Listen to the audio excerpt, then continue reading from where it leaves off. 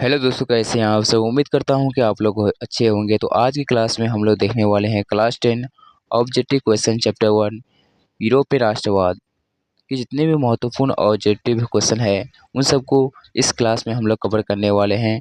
इस चैप्टर से जितने भी महत्वपूर्ण ऑब्जेक्टिव क्वेश्चन है उन सबको इस क्लास में हम लोग क्लियर करने वाले हैं। ये क्लास बहुत ही खास है क्योंकि ये क्लास में जितने भी इस चैप्टर से ऑब्जेक्टिव क्वेश्चन पूछे जाते हैं उन सबको इस क्लास में हम लोग कवर करने वाले हैं। तो चलिए शुरू करते हैं। पहला प्रश्न है, रक्त एवं लोहे की नीति का अवलंबन किसने किया था। तो ऑप्शन है हिटलर, ऑप्शन बी है विलियम प्रथम, ऑप्शन सी है बिस्मार्क, ऑप्शन डी है मेज़नी। तो पहला प्रश्न का ऑप्शन सी यानी बिस्मार्क सही है। ऑप्शन इसका सी सही है। पहला प्रश्न का ऑप्शन बिस्मार्क ने किया था। ऑप्शन इसका सी सही है पहला प्रश्न का।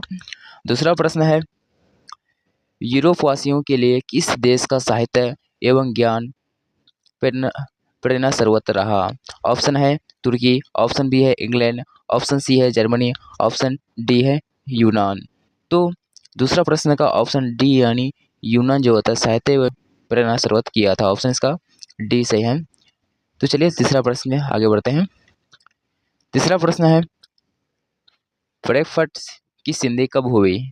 ऑप्शन है 1871, ऑप्शन बी है 1870, ऑप्शन सी है 1866, ऑप्शन डी है 1864। 3 नंबर का ऑप्शन ए यानी 1861 में जो होता है 1861 में जो होता है फ्रैंकफर्ट की संधि शुरू हुई थी। चौथा नंबर प्रश्न है, किस युद्ध के बाद जर्मनी का एकीकरण पूरा हुआ। तो ऑप्शन है फरसा डेनमार्क युद्ध में, दूसरा है सीडान का युद्ध में, तीसरा है सेडाओ का युद्ध में, ऑप्शन डी है क्रीमिया का युद्ध में।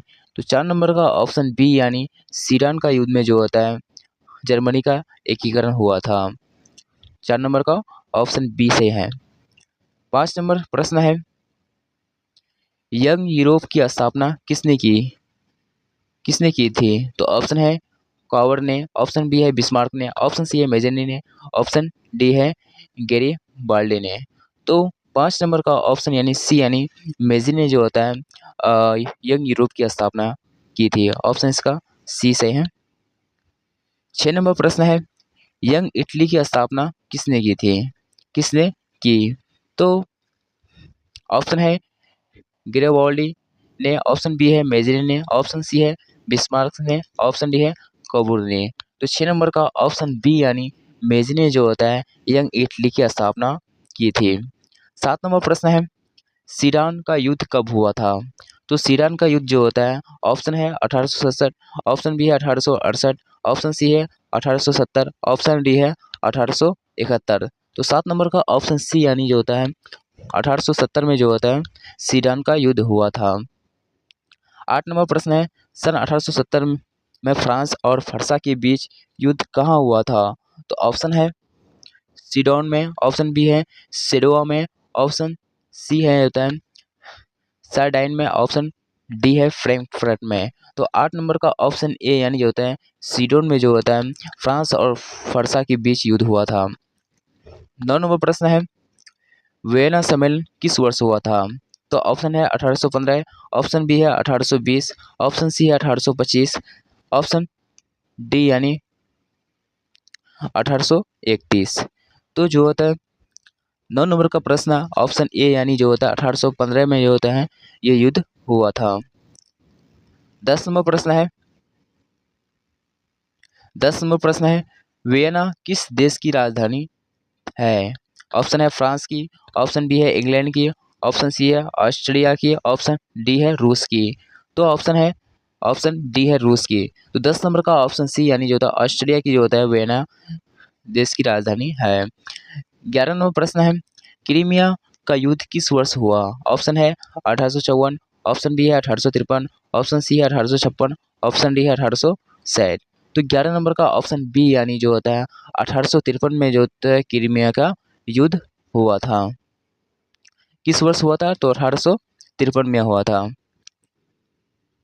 12 नंबर प्रश्न है, राष्ट्रवाद की अवधारणा का जन्म किस घटना से माना जाता है। ऑप्शन है पूर्ण जागरण, ऑप्शन बी है धर्म सुधार आंदोलन, ऑप्शन सी है गौरवपूर्ण क्रांति, ऑप्शन डी है फ्रांस की क्रांति। तो 12 नंबर का ऑप्शन डी यानी जो होता है फ्रांस की क्रांति में जो होता है अवधारणा जन्म की घटना से माना जाता है। ऑप्शन इसका जो होता है डी सही है। 13 नंबर प्रश्न है नेपोलियन संहिता किस वर्ष लागू की गई? ऑप्शन है 1789, ऑप्शन बी है 1791 में, ऑप्शन सी है 1801 में, ऑप्शन डी है 1804 में। तो 13 नंबर का ऑप्शन डी यानी 1804 में जो होता है नेपोलियन संहिता लागू हो गई थी। 14 नंबर प्रश्न है वियना सम्मेलन कांग्रेस का अध्यक्ष कौन था? ऑप्शन है नेपोलियन बोनापार्ट, ऑप्शन बी है लुई 18वां, ऑप्शन सी है चार्ल्स हैवलबर्ट, ऑप्शन डी है मेटरनिक। तो 14 नंबर का ऑप्शन डी यानी मेटरनिक ने जो होता है वियना सम्मेलन का कांग्रेस के अध्यक्ष थे। तो 14 नंबर का ऑप्शन डी सही है। 15 नंबर प्रश्न है मेटरनिक व्यवस्था का क्या उद्देश्य था? ऑप्शन है गणतंत्र की स्थापना करना, ऑप्शन बी है प्रजातंत्र की स्थापना करना, ऑप्शन सी है पुरातन व्यवस्था की पूर्ण स्थापना करना, ऑप्शन डी है नेपोलियन की पूर्ण स्थापना करना। तो 15 नंबर का ऑप्शन सी यानी जो होता है पुरातन व्यवस्था की पूर्ण स्थापना करना, ऑप्शन इसका सी सही है। 16 नंबर प्रश्न है काउंट कॉवर्ड की मृत्यु किस वर्ष हुई? ऑप्शन है 1800, ऑप्शन बी है 1861 में, ऑप्शन सी है 1864 में, ऑप्शन डी है 1866 में। तो 16 नंबर का ऑप्शन यानी सी यानी 16 नंबर का ऑप्शन डी यानी 1866 में जो होता है काउंट कॉवर्ड की मृत्यु हुई थी। 17 नंबर प्रश्न है इटली और जर्मनी के एकीकरण का विरोधी कौन था? ऑप्शन है ऑस्ट्रेलिया, ऑप्शन डी है फ्रांस, ऑप्शन सी है ब्रिटेन, ऑप्शन डी है रूस। तो 17 नंबर का ऑप्शन ए यानी ऑस्ट्रेलिया जो होता है इटली और जर्मनी के एकीकरण का विरोध था। लाल कुर्ती का गठन किसने किया था? ऑप्शन है मेजिने ने, ऑप्शन बी है काबूर ने, ऑप्शन सी है ग्रेबोल्डी ने, ऑप्शन डी है बिस्मार्क ने। तो 18 नंबर का ऑप्शन सी यानी जो होता है ग्रेबोल्डी ने जो होता है लाल कुर्ती का गठन किया था। 19 नंबर प्रश्न है जर्मनी का एकीकरण किस वर्ष हुआ था? तो जर्मनी का एकीकरण हुआ था, ऑप्शन है 1866, ऑप्शन बी है 1864, ऑप्शन सी है 1870, ऑप्शन डी है 1871। तो 19 नंबर का ऑप्शन डी यानी 1871 में जो होता है जर्मनी का एकीकरण हुआ था। अब 20 नंबर प्रश्न है जलवायु संघ की स्थापना किस वर्ष हुआ था? तो ऑप्शन है 1830, ऑप्शन बी है 1832, ऑप्शन सी है 1834, ऑप्शन डी है 1836। तो 20 नंबर का ऑप्शन सी यानी जो होता है 1834 को जो होता है जलवायु संघ की स्थापना की थी।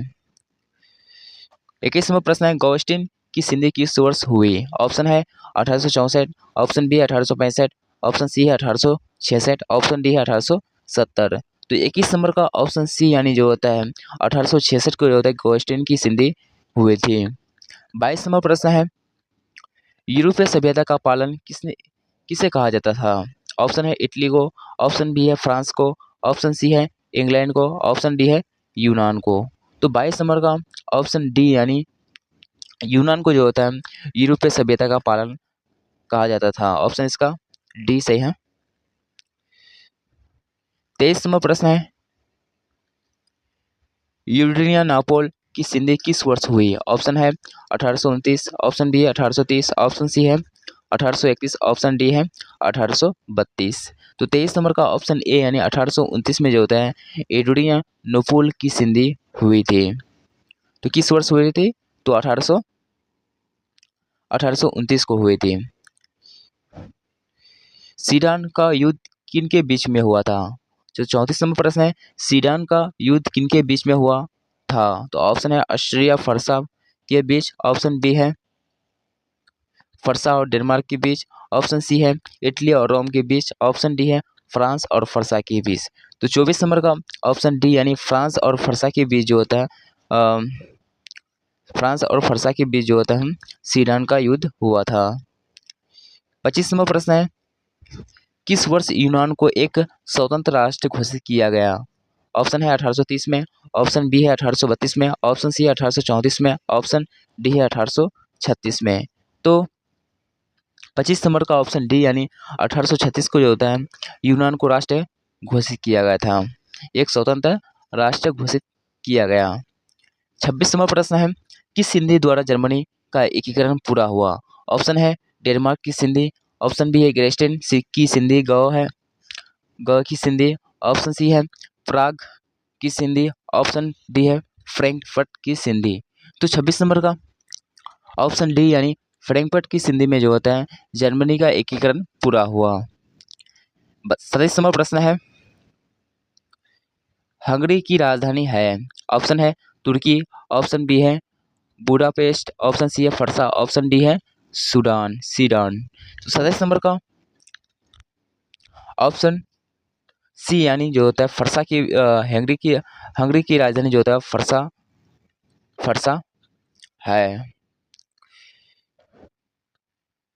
28वां प्रश्न है, गीजो कहाँ का प्रधानमंत्री था? ऑप्शन है फरसा का, ऑप्शन बी है तुर्की का, ऑप्शन सी है फ्रांस का, ऑप्शन डी है सीडान का यानी सीडान का। तो 28 नंबर का ऑप्शन सी यानी जो होता है फ्रांस का जो होता है गीजो प्रधानमंत्री था।